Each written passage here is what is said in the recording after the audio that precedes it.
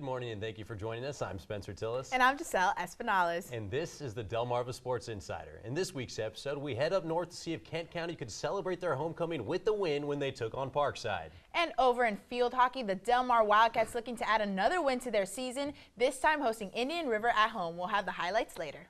And fresh off last week's huge road win, could the Seagulls make it 2 straight when they returned home? And we start your Sunday morning with some football action. The Dover Senators playing host to the undefeated Cape Henlopen Vikings, and the Senators making the Vikings play extremely hard as Cape starts the third quarter down 14-13. Javon Curry brings the score up with a 15-yard run. Cape would go for 2, but that was no good. But Senators looking to strike back and quickly. Behind the referee is Dakota Duffy with a huge run that sets up the Senators on a 1st and goal, and Laquan Finesca Moody gets in, and Dover regains the lead 20-19. The Vikings, though, on a mission. This time, William Gibbs returns the kickoff for a touchdown, and the Cape Henlopen Vikings remain undefeated as they defeat Dover 40-20.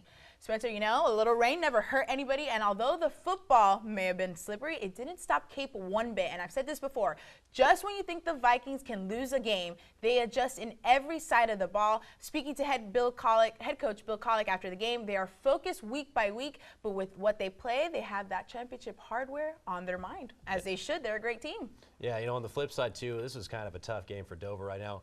But I do feel like there is some light at the end of the tunnel. I mean, coming up after this, they have games against Sussex Central, Smyrna, and those are both very winnable games, and they have another game after that that's also winnable. You win 3 of those ones in a row, you kind of get back towards 500, and I feel like, you know, towards the end of the season, they'll definitely have a chance to get back into the hunt and maybe even try and sneak back into the playoff race. Well, I had a good matchup this weekend when they took on Easton Friday night, and the Warriors came to this one undefeated. Easton driving here just before half. Jalen Mahoney goes deep down the field, finds Leon Florno out of the backfield, and they are in business. Just 3 plays later, Chris Duchel kicks it through. As time expired in the half, they take a 3-0 lead into the break. And Y-High now up 3 in the 4th and just trying to run out the clock. And then, man, Nelson Brown rips off this 31-yarder all the way down to the 3-yard line. Very next play, Jason Patterson calls his own number, dials it up, takes it in for the touchdown. That'll ice it. Y-High pulls off a huge upset, taking down previously unbeaten Easton, 27-17 the final there. And I gotta say, everyone knows I've been high on Easton since the beginning of the year. They came to this one 5-0, and you know, obviously that's what you want to be. You want to be undefeated. But the fact is, they are playing so soft the last 3 weeks in a row, and it is killing me to watch because this team is so much better than what they've been doing. They have more talent, I think, than anybody in that Bayside right now, and yet they're just not taking advantage of it, and it is getting really, really tough to watch. And I don't know, we didn't do this. We didn't ring a bell. The upset alert. Seriously. We always see that. I mean, this is a huge win for Y-High after struggling in the beginning of the season. Y-High football players, I know you're watching and enjoying your breakfast because hats off to you. Easton is not an easy team to beat, and I'm sure the Warriors are still a bit hurt after that loss, but the Indians, good win moving forward. Yeah, absolutely. That was a key win right there for the Indians. It was. And we bring it back to Delaware as the Woodbridge Blue Raiders taking on the Lake Forest Spartans, and they rely on Logan Westcott to make big plays. Westcott passes to Antoine Holden. Look at that stop and changes directions. Number 45 could not catch up. 10-yard touchdown ties the game up in the 3rd quarter. Holden still celebrating as he walks to the sidelines. Later, Trey must have been soak shooting this game because look at the rain coming down. John Flamer with a 1-yard touchdown puts Lake up 28-21. Spartans continue to add points on the board. This time, DJ Cornish with a 7-yard touchdown, and Lake remains undefeated, 41-28 the final.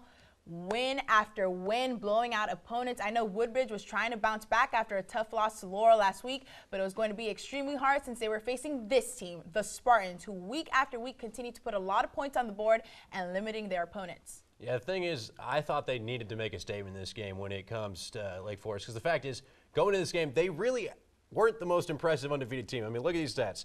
They had won all 5 games, but their average margin of victory was only 8.2. That's not very good. And the teams that they beat had a combined record of 9-16. That's not very good. I mean, they were beating, just squeaking by teams that were average, run-of-the-mill at best, and it wasn't exactly, starstruck at 5-0, but they definitely did something there on Friday. Well, taking it to Laurel, the Bulldogs returned to action on Friday when they hosted Indian River. Here early on, the Indians jump out to an early lead after Keontae Sturgis breaks this one from 31 yards out all the way into the end zone and stopped the presses because the Indians were up 13-0 on the road.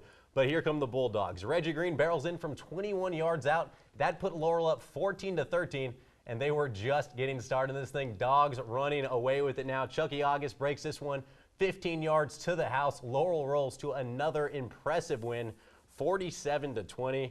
And I tell you, we just keep eating our words with this Laurel team. They just continue to press.